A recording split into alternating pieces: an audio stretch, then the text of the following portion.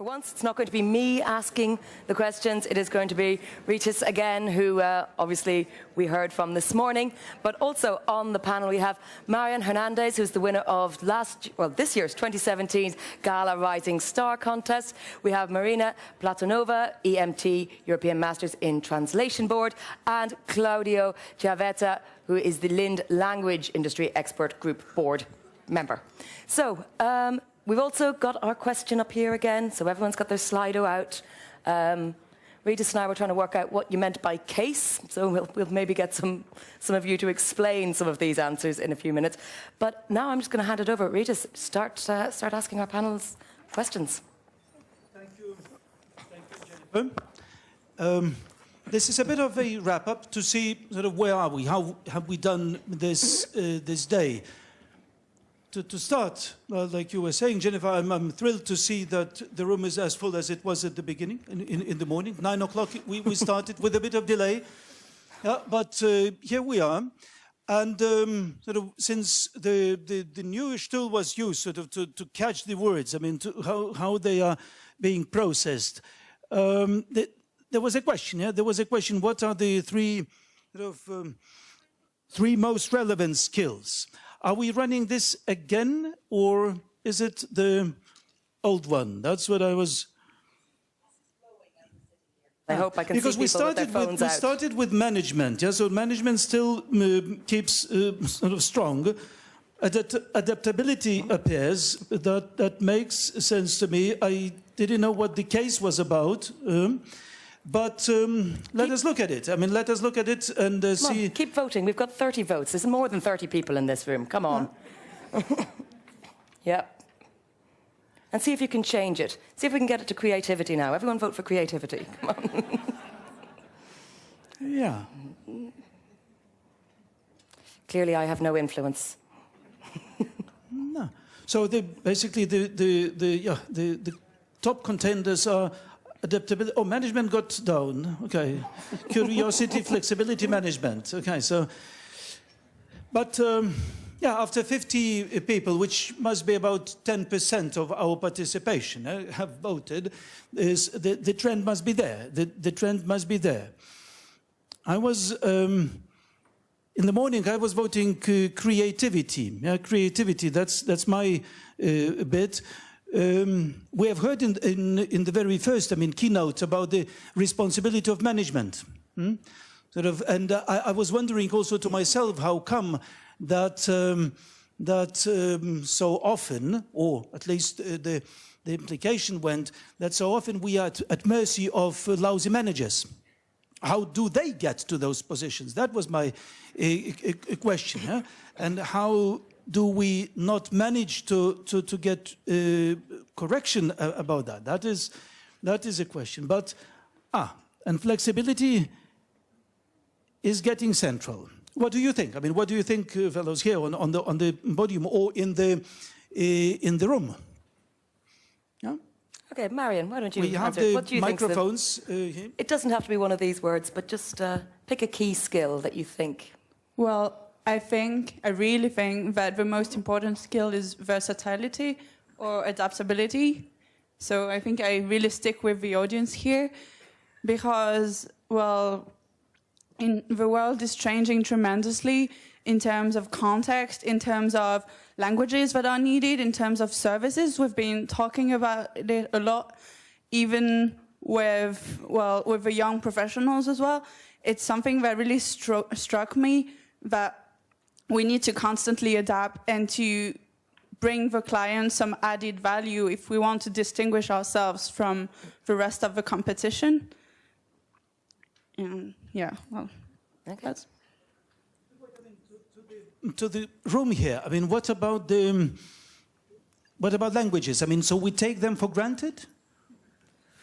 The translators take languages for granted. I mean, it reminds me a bit of our discussions in European Masters of Translation Board, where we say we don't teach languages anymore.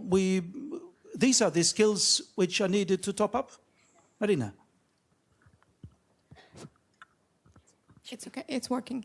Yeah, I believe that basically languages and the cultures which stand behind those languages are taken as something that is a must. You can't actually do translation if you don't possess any of those skills. Yeah, kind of both of them are required. But I wonder if people who work there differentiate somehow between the adaptability and flexibility.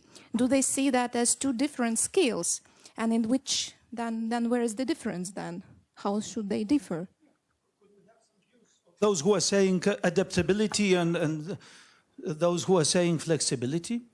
Put your hand up if anyone wants to try and tease out the difference between the two. Anyone? Yeah.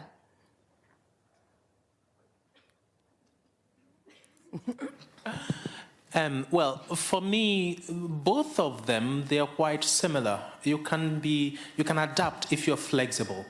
However, some of the differentiations made here, they are not quite useful. Talking about that of language, before we talk about all the skills, you must have the language to be able to translate in the first place. So for me, I think adaptability is what I vote also, because we're talking about the changing situation, technology, and so on, and you should be able to adapt, otherwise you cannot survive in the market today. Yeah.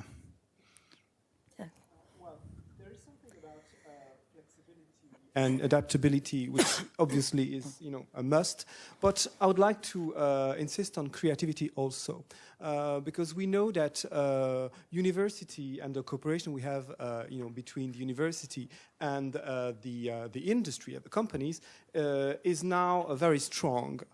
We've worked over the years, being part of the language industry platform for now 7 years. We've made tremendous progress on bridging this employability gap. So when we, as company, hire translators, project managers, we know that their training as language specialists is very good. Okay? Now, what sometimes is missing is more the creativity. So not really the adaptability or flexibility, but more creativity. So how are you going to fit into a kind of framework which is not a university framework? How are you going to actually interact with a customer with the right tone, with the right communication skills? So this is, of course, taught within the industry, but it is also an ongoing vocational training on the spot in companies. So I think that creativity is also part of the risk that we need to take. Peter Flade from Gallup was saying this morning, we need to take risk. And it's true. In business or at university, if you want to progress, if you want to develop, you need to take risk. And in our industry, risk is part of creativity. So thinking out of the box and creating synergies with stakeholders you are not used to work with. So this would be my own feedback. If you have a microphone, could we look into another issue here, sort of business and academia, sort of the usual, the classical issues, dilemmas that we wrangle with. What is two of you taking on that, sort of the gap between what we teach and what we learn while working, or what universities teach? And I once again, I mean, it's good to have a number of professors here, and sort of the employers, the business people. I mean, the language industry. I mean, we have been hearing during the day.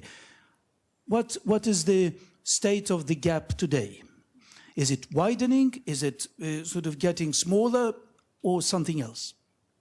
Well, I think we are very well placed, Marina and myself. So, because we are, let's say, two ambassadors from EMT and from Lint.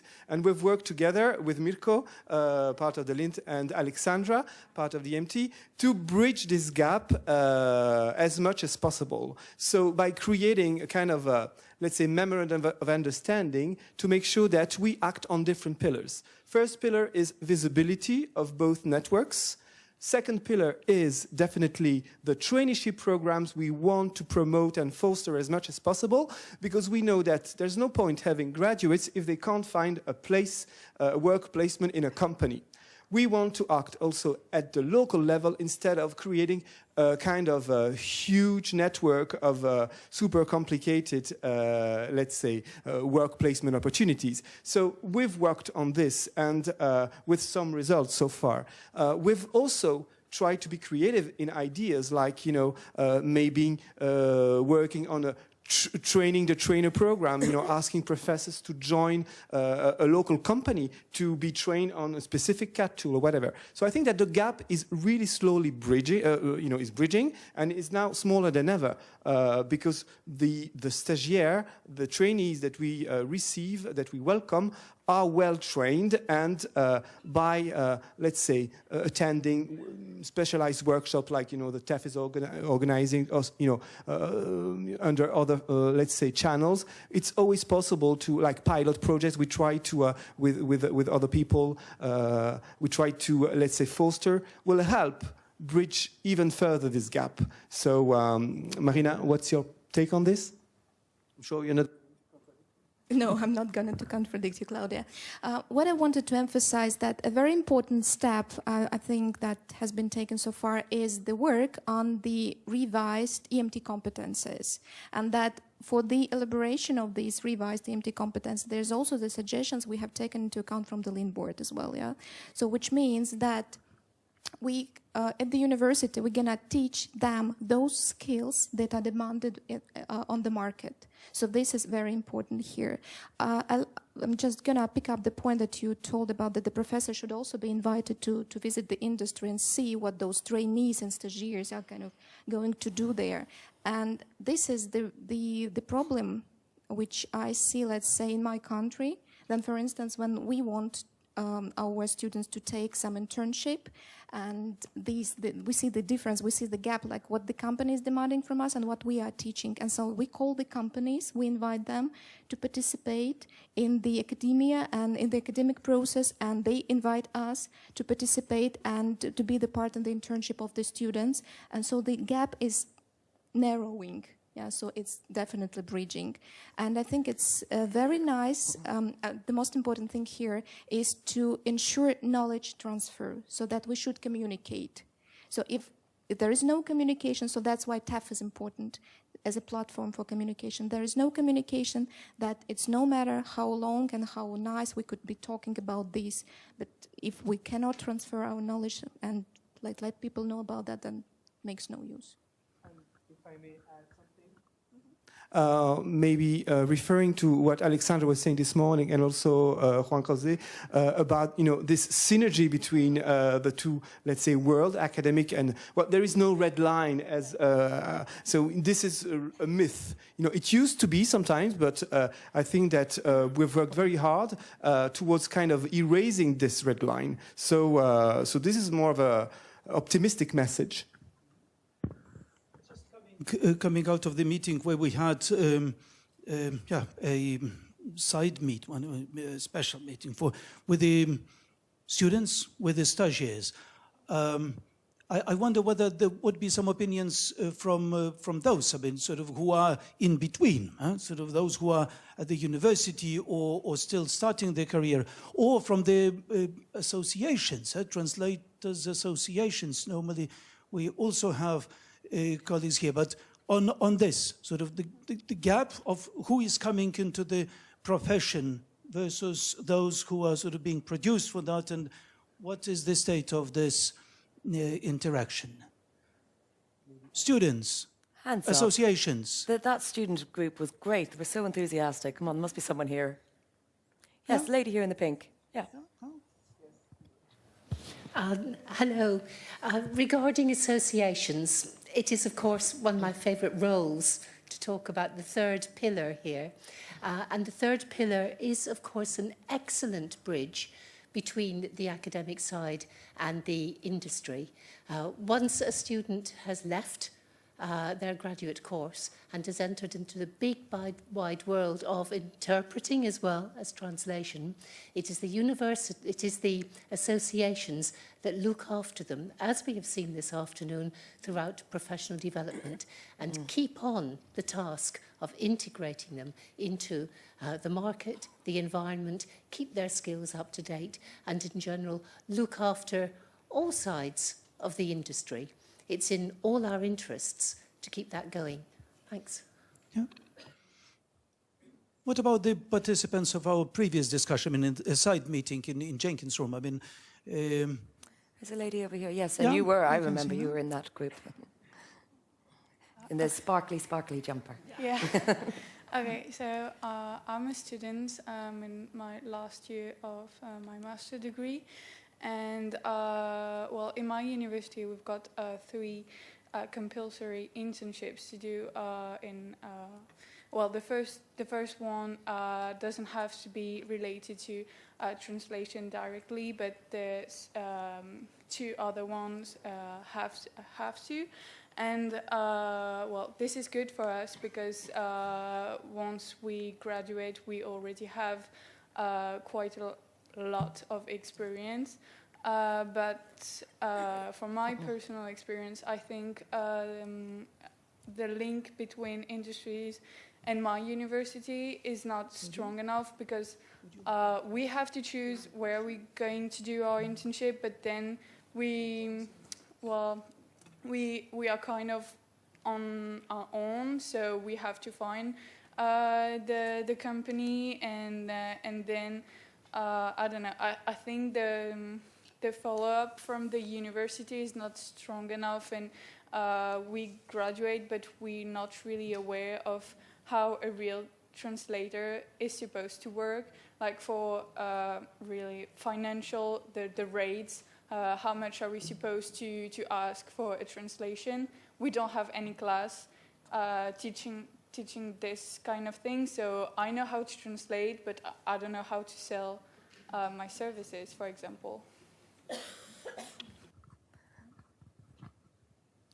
I would like to react to what you're saying because, well, actually, I'm about to graduate and I'm doing an internship right now, so I feel in the very same position that you're feeling.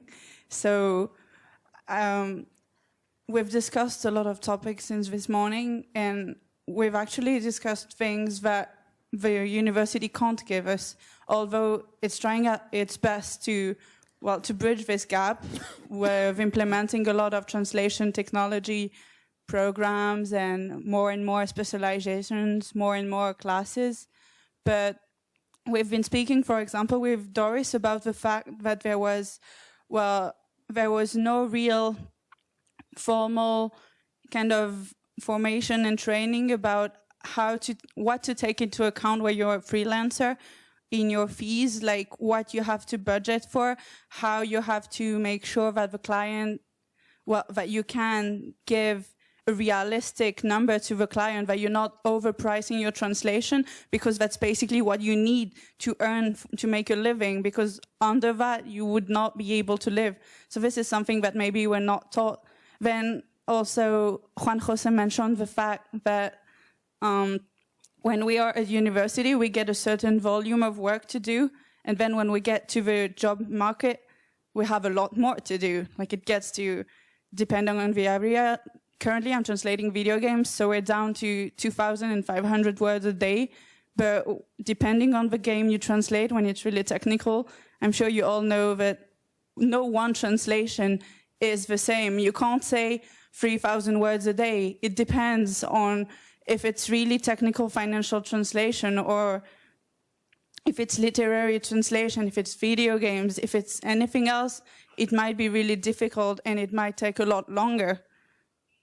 And then another thing that another thought that I had during the day is the fact that experts are extremely important for us, whether you're a freelancer working in different areas or even in a company. You need experts if you're not an expert yourself in your own area, at least in the beginning, but even later. Because we are translators, we love learning, we do our research well, but the thing is that we don't know our subjects as well as someone that comes from this industry. Miguel said he was a biologist. Well, good for him, it helps him in that area, but we're not all biologists, we're not all lawyers. So even if the industry, even if the university is trying to teach us something like that, we have law classes, we have economic classes, we need experts, and this is something that the universities do not always help us to foster this relationship, to how to find clients, how to find experts that are willing to work with us and to help us. So this is something I believe that maybe the universities could work on. Well, we have another poll up here, actually. So where should translators learn how to market themselves? And perhaps a related, there's also a question here, is what sort of rates they should set. And let me tell you, you can be doing a job for 20 years and it's still very difficult to find how to price yourself in the freelance market. Shall we have a question here? Yeah. It's not exactly a question, it's a response to this discussion. I'm a DGT trainee right now. I graduated from an EMT university, and I agree that the university didn't prepare me for the translation industry in respect of marketing, what rates I should charge. But I think if we do a few traineeships, or if we develop during our university years, and as you've mentioned, at some universities, or I would say at most universities, doing an internship is obligatory. And for me, I did a 4-month internship at a company where I learned from start to finish how to price a translation, both from my point of view as a translator and as a company. So I think there's already so much in the curriculum. It's difficult to overburden universities with a lot more, because we are at universities, EMT universities, we already learn 2 foreign languages plus our mother tongue, which becomes very, very difficult already. So I think it's a question of just doing an internship maybe, and going to conferences, meetings such as these. But of course, this is more of a personal approach, but just knowing some trainees also from other countries, I think this is also their experiences, but this is still a personal opinion. Thank you. Yeah, sure, Marina. Just to pick up what you have just initialized, I was wondering, did you return to your university to share your feedback about that? I haven't had the chance. Let's say. Just do it, because this is something we are looking for. Because let's say in Riga Technical University we have alumni association, and our students participate in the activities of the alumni association, and they share their ideas with us. And we always have one alumni in the advisory board of the faculty, which is a very good thing to know what's happening. Yeah.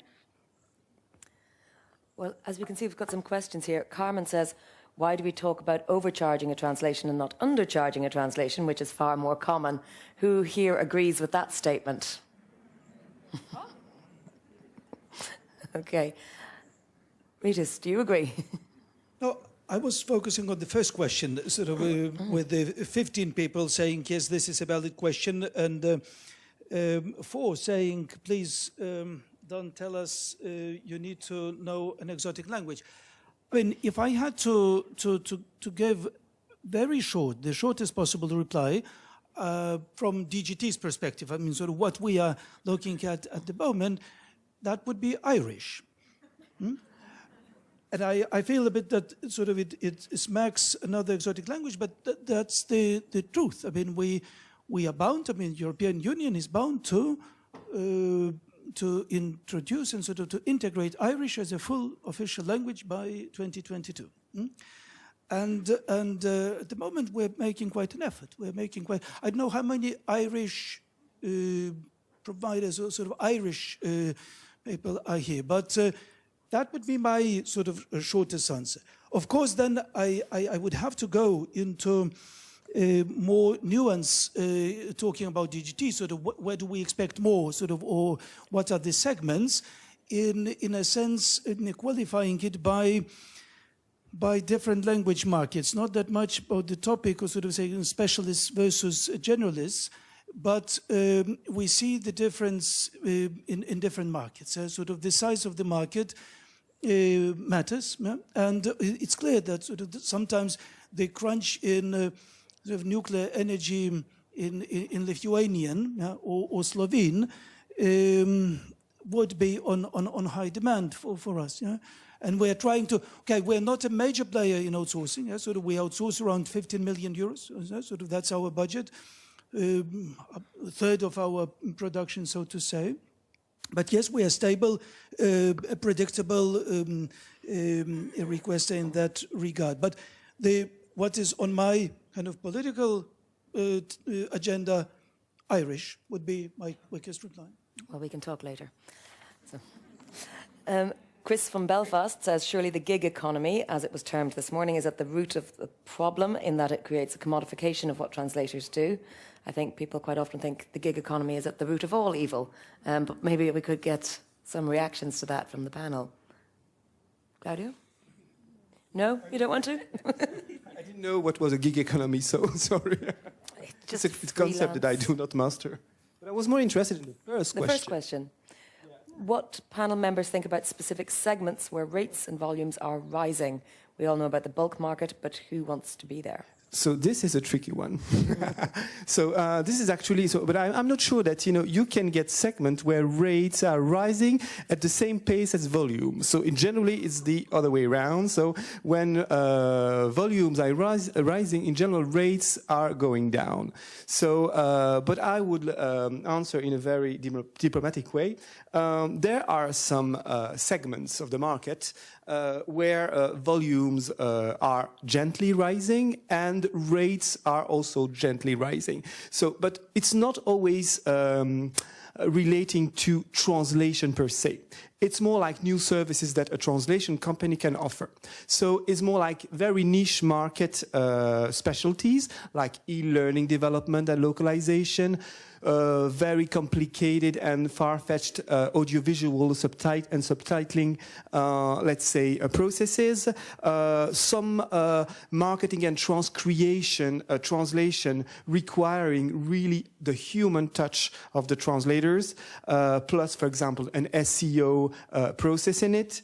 And for the traditional, let's say, translation market, let's say that some very specialized life science or financial or legal translation would require such a level of expertise from the resources that rates would go a little bit up. So this would be, but the volumes are not rising dramatically. Now there is another thing that is interesting in the market, which is the other open positions that can be offered to, let's say, a very good project manager or a good technical translator who would, have spent like years working in a company, is to become an SME, a subject matter expert in something. So in this case, it will not actually translate or review or proofread, whatever. It would more like advise a production process and so be considered as an e-learning specialist. So in this case, there is not a question of rates, but of salary. So in this case, good translators with a good experience, interested in e-learning, could, let's say, take the position of an e-learning specialist, for example. So it's more like, again, being more creative and try to understand that a career doesn't have to be, like a line. It can be sometimes more of an evolution. So, so this is my my view. Okay, Marion, did you want to add anything? Well, I'm not sure there's much left for me to say because I was about to go with SEO, but I think you talked about it. It's something we haven't really tackled here, and I don't know how many of you do SEO as like a side service in the company, because I know that it's something that used to be really fashionable a few years ago. I think it's still the case now. Hands up. Yeah, please. One? Two? Two? Three? Are you sleeping? It is nearly 5 o'clock, but okay. It's not as popular then. No, it's not really popular. No, they raised their hands. Yep. Okay, now, Marina? are these hands up for questions or to indicate that you're interested in SEO? Okay, the lady then at the back, yeah, with the glasses. Thank you. I'm immensely grateful to the DGT for organizing an event like this because you learn so much. That said, I'm disappointed that we have not heard very much about the premium market. When you do not talk about that, when we hear from the front of the room from, say, TransPerfect, lovely people, but please, that prices are falling, you're disserving the profession.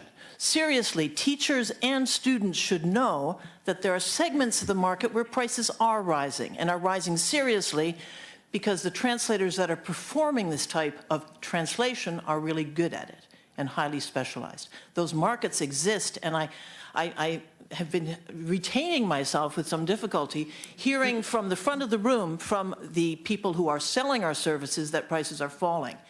Seriously, people, prices are rising in certain sectors. We owe it to ourselves to understand which sectors they are. Thank you. Would you give some indication? Because I mean, for DGT, I mean, Claudio was mentioning some of the sort of more innovative needs, etc. I mean, we are translating mostly the legislation, so our market and scope is rather stable. So, but I would be very much interested to hear sort of your view, because part of the objective of organizing gatherings like this is exactly to learn for institutional translation services of sort of what are the market moves. No, but Shall I answer? yeah. Okay. And I wouldn't want to lure your DGT translators away into the independent market. Actually, I'm a very active in professional associations, right? And I'm a very optimistic and positive person. But this links into what Peter Flade said this morning. Areas where there is risk or perception of risk are areas where clients, certainly in the private sector, will spend money, will spend serious money on getting good translations. Then the challenge is for translators to be sufficiently specialized and to write well enough to respond, and this in a wide variety of languages. To take just, I can, off the top of my head, various types of financial translation. Crisis communications, danger of death of people, that's a good one. There's risk there, right? Regulatory texts for workplace safety, that's a good one. The rail market, the rail industry in Europe, that's opening up thanks to a European directive to competition across borders. There's a ton of risk there, and there are a ton of documents to translate. Insurance is another really buoyant area. Corporate strategy of all types. Shall I continue? I think we are inspiring each other here. That's very good. That's very good. Okay, now this lady over here who's had her arm must be aching because it's been up for ages. Thank you. I just want to say, as a linguist lawyer, the legal sector, it's not a sector that has cheap prices. And basically, lawyers know that quality is important. And if they need to pay, the client will pay. And for them, it's not a question of 2 pence more or less. It's a question of millions of pounds on litigations, in contracts, in business, in trade. And they can't really jeopardize their business for that. So I think the question is how translators are really perceiving their clients. Do they really know the clients that they have? Again, here, I'm looking here, and I've seen a number of colleagues from other translation services, and for the sort of, when we talk legal translation within the EU, I reflex think of European Court of Justice. For example, is there somebody from the European Court of Justice with us today? They are in Luxembourg then, but no, they are located there. But I cannot agree more with you, but once we are in-house, I think we spend quite an effort to understand and to link with our requesters, being sort of the services of transport or insurance or others as much as possible. I mean, my colleagues here from translation service would say it's never it's never enough. We would need more, and there were times that we would sit together and help to draft things. But yes, in terms of objective and inside of the European institution, I think that's why we still have and enjoy the in-house translation service to reply to a number of issues that you are raising. Okay, any other thoughts or comments from the room? Yeah. Hello. I'm a freelance translator, but I graduated in 2014, and I had the chance to collaborate and go back to my old university. And I've been told that the main issue is not that we are not familiar enough with new technologies or with CAT tools, or even with the target language, but that there is a lack of knowledge of the source language. Sorry, the opposite, sorry, other way around. I'm a French speaker, and I've been told by my old master's university director that there's a real issue with basic grammatical knowledge, with vocabulary, with spelling mistakes, and so apparently it should be a given, but maybe that's not true, and maybe that's what the comment here was saying as well. Well, the core basic translation skills maybe are the most important part. Yeah, well, let's pick up on that. I was going to mention that comment from Sam as well. Is there a danger that we overfocus on universities rather overfocus on professional skills at the expense of the core translating theory? And Well, last year when we were in Nitra and we held the EMT meeting, there was also the discussion about this issue which you have just raised. What should school give those, like, let's say, youngsters before they come to the university? Should they master their mother tongue, which is their target language, to that level so that university can focus only on the professional skills? And this is always the trickiest question, because it would depend on the so many variables that you can't provide a unified answer to that. Yeah, but let's say from the academia point of view, it would never be perfect. There's always room for improvement. You can never say that, yes, I know my language, my mother tongue, to that they have nothing to learn. So this is the matter of perfection. Where is the perfect, and where it stops and where it starts, and so on and so forth. Yeah. The other thing is the perfection which you are demanded from the commissioner, which you are paid for. Let's say that this is a completely different story, because sometimes they sacrifice the perfection in lexis and in grammar for the perfection in effect that the document should produce. So this is, let's say, something we're not going to raise perhaps here, yeah, but that's a good, that's the value, but that is the fruit for good discussion in the academia sort of conference or something, yeah. well, let me ask a question of the room, as it was one of the questions that came up on Slido in the very first session this morning, and I didn't get a chance to ask it. And it was, how many of you who've been working for, say, more than 5 years would want to go back to school or back to university and learn a new skill or top up what you already know? Hands up if you think that that kind of continuous learning is something you're interested in. Perfect. That's great.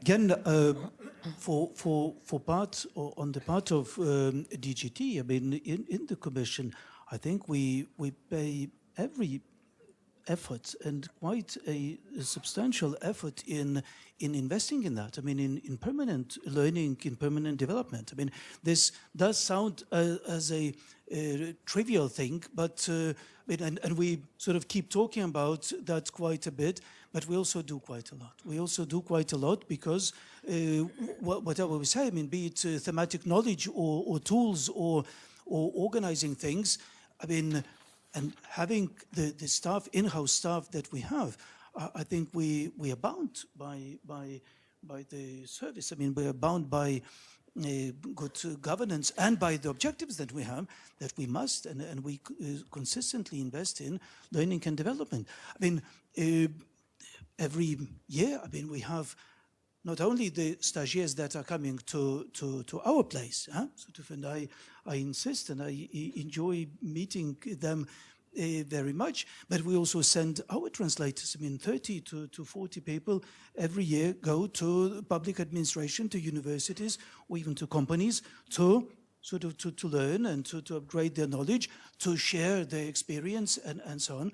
So this is, for us, for the Commission Translation Services, as well as I think to a number of public language services, this is imperative. Okay. The gentleman there at the back.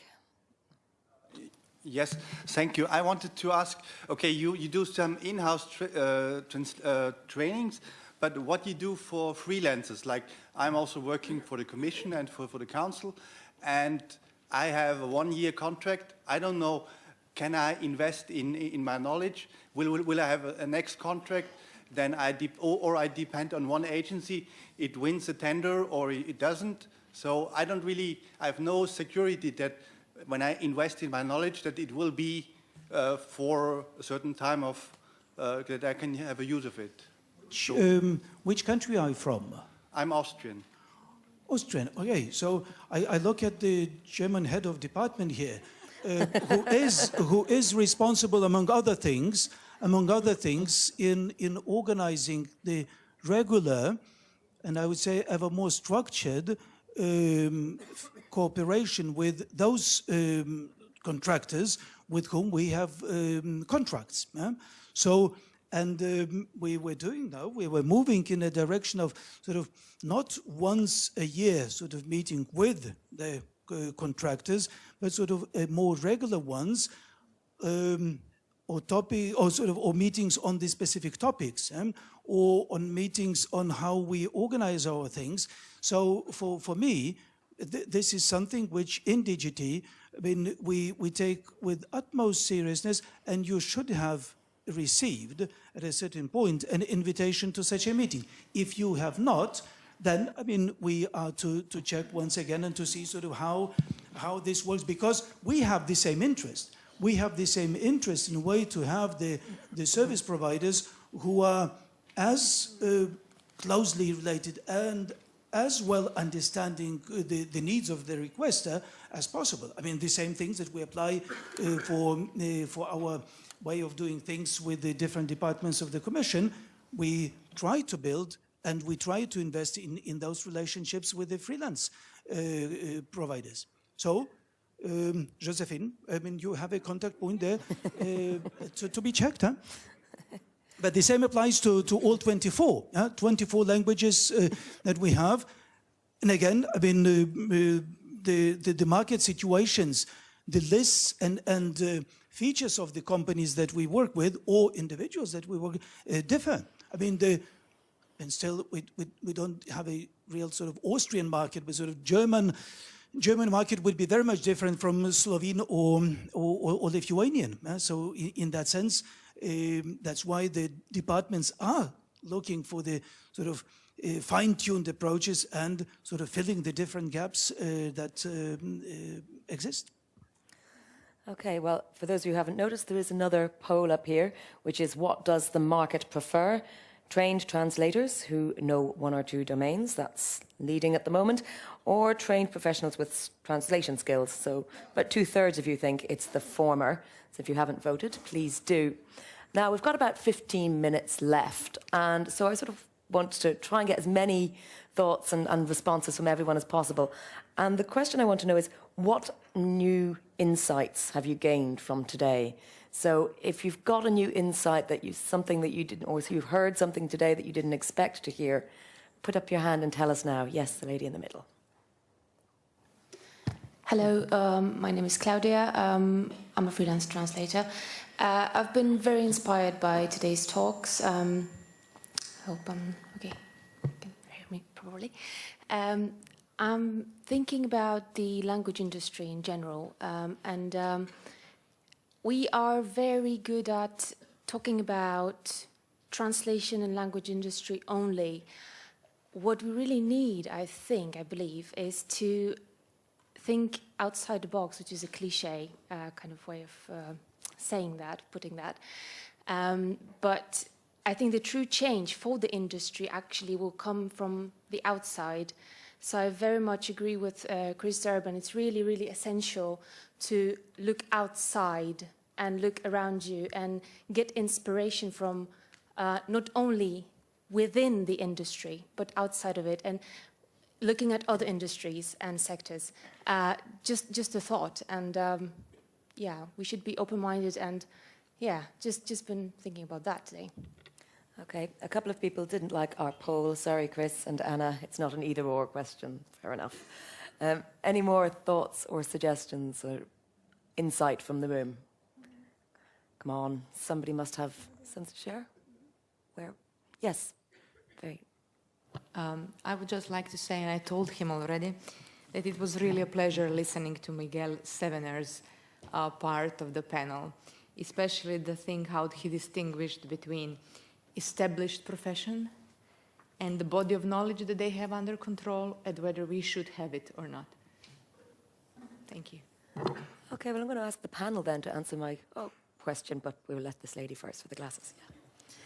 I learned today a new word, which is self-respect. More like we have to educate the clients about the time needed to produce a good quality translations, then how to rate ourselves with a good price. But also when we see the most skills needed in the industry is flexibility, meaning that you have to follow what the clients want. The clients are the king, meaning that what rate, like for example, if within 2 hours and 3 hours you have to finish your translation and so on. And then another thing from the lady behind, that there are markets that are rising in prices, but such markets probably kept secret, or probably only certain people have access to those markets. Thank you. Thank you. And we have another poll. I'm sure some people won't like this poll either, but it's how should university programs be structured? Stick to translation or go extracurricular? So still, that one's open for a while, so still get voting on that. But to turn to the panel then, if you could each tell me what new insight you got today. Claudio, you want to go first. I don't know if it's a new insight, but it's more like something very general and more of a perception of what this day was like. For me, it's really the message I want to convey is pride, simply pride. I'm really proud of being part of a profession which is still a profession, translation. This was the question at the very beginning of the session. So very proud of that.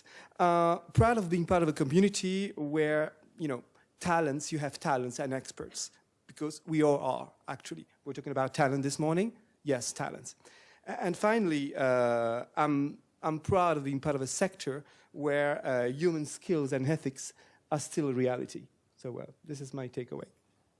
Okay, very good.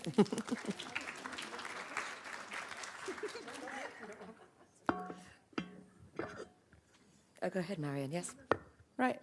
Well, I'm very proud to be here as well. And, well, my takeaway would be that in this diverse profession that we are all representing now in one way or another, we kind of find our unity here, and we have all common points, and we really struggle together to move forward.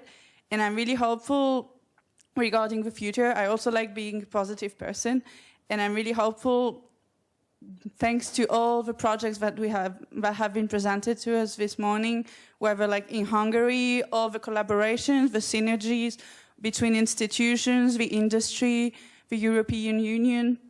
I'm really hopeful that it will improve for us, and that at least young professionals would get a training that would help them bridge this gap between purely education and then the industry. Marina? Probably my takeaway from this day is that there should be a dialogue. So we're not building barricades. We are not standing, let's say, on the opposite of opposite banks of the river. We are basically at the same bridge. And how strong this bridge is going to be, how long-lasting is the bridge going to be, it depends on us. This is it. Okay, I'm going to leave Rita Celeste. Yeah. The lady in the stripy jumper, yes. Thank you very much. Angelika Antonova, St. Petersburg. So I have a question to Ms. As Director General of DGT, please tell us why you put creativity to the first place, not adaptability, but creativity is important, I believe, at least for me. Okay. If we come back for the very beginning. Okay. Are we closing up then? We are wrapping up because there's interpreters here, and I, as a moderator, am going to have greater respect for timekeeping for their sake in the future. So we are wrapping up. And naturally, we are always solidar with our brothers and sisters in interpretation. Look, for me, I'm still thinking about our sort of smaller gathering with the stagiaires and students. And what was there sort of always useful also for the broader audience. Why do we do this? There was a question there sort of saying, is it really useful what we do there? And I still believe, and thinking now about third, fourth edition of this gathering, that it is very important to create these opportunities, to create opportunities out of which you don't know which one is most important, which one is the path to success, because the discussion there was a bit sort of between the chants, because we hear from the podium the success stories, and then I think it's perfectly legitimate to say, oh, but is that success story sort of, applicable to me? And, what out of this is the matter of luck, and what out of effort or something. And I still believe that whether it applies to stagiaires or students or to the most accomplished people in the profession, it's important to create opportunities. It's important to create the exchange and sort of not only follow the events, but sort of see how we can shape some of them. So for me, that is the first and remaining motivation and sort of the continuing thing in facing sort of this audience. And there was also another question.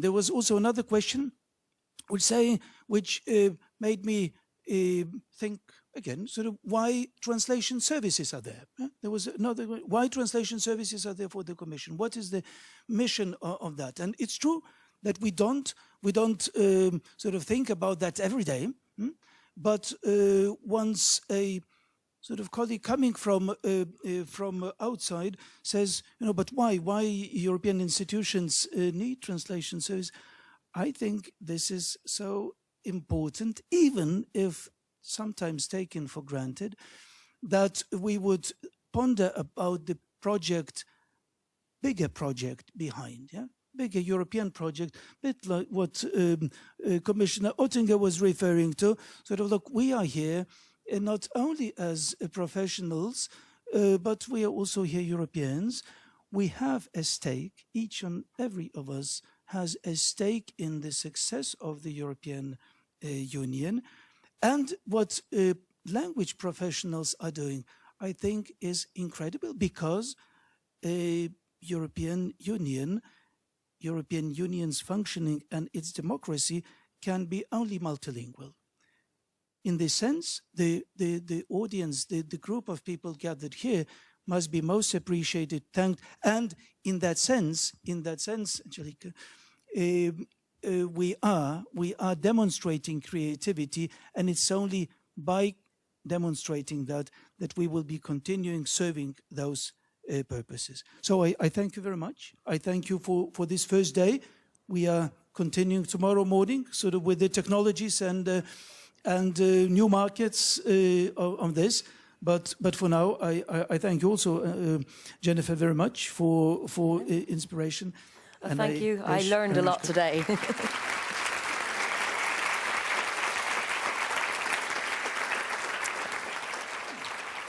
So stick to your guns and don't compromise. And they don't like tourists in London and Barcelona.